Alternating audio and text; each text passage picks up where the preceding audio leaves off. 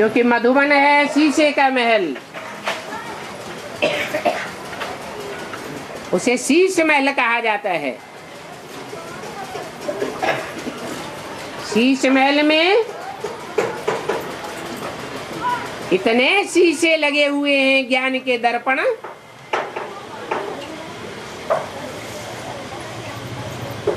कि भगवान की 1000 आंखें देखती रहती हैं। अपना भी पोता में लिखते हैं तो दूसरों का भी लिख देते हैं।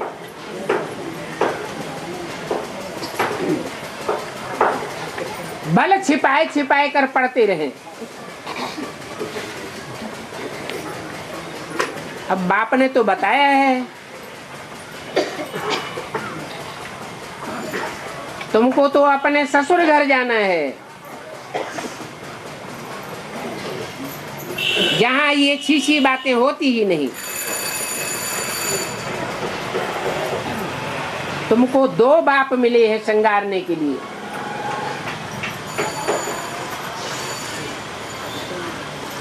कौन कौन से 2 बाप? पारलौकिक बाप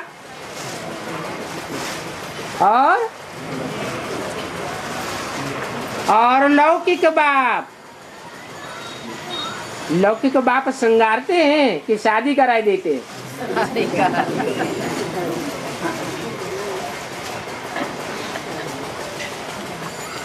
इसलिए पहले ही बता दिया कि लौकिक माँ बाप होते हैं बच्चों के दुश्मन।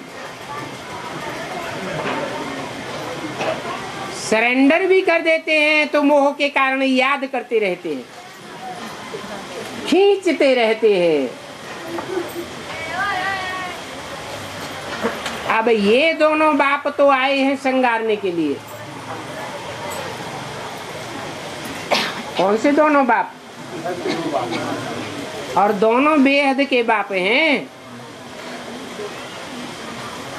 एक है आत्माओं का बाप और एक है सारी मनुष्य सृष्टि का बाप।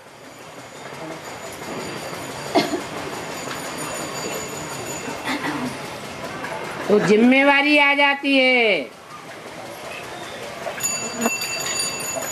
ये बेहद का पियर घर है।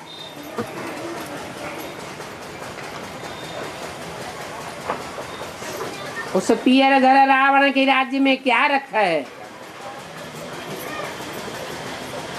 कुछ भी नहीं रखा है। अभी तो हम जाते हैं ससुर घर।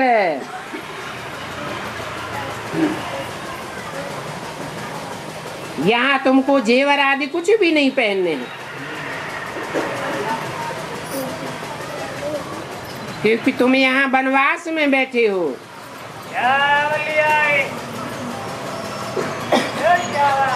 सब कुछ तुमको बुद्धि से त्याग करना है, क्योंकि तुम्हारी बुद्धि में तो आ गया है हम इस दुख धाम को छोड़ करके सुख धाम में जाने वाले हैं।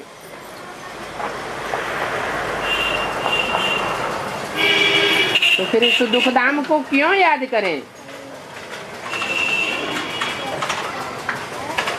और वाया शांति धाम जावेंगे। डायरेक्ट तो कोई भी दुख धाम से सुख धाम में नहीं जा सकता।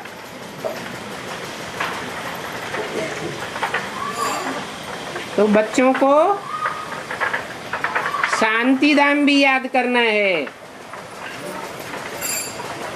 जानते हो अभी घर जाना है।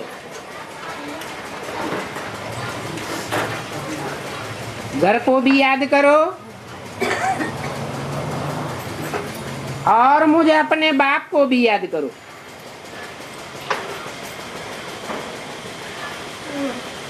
बाप वहां भी है तो यहाँ भी है।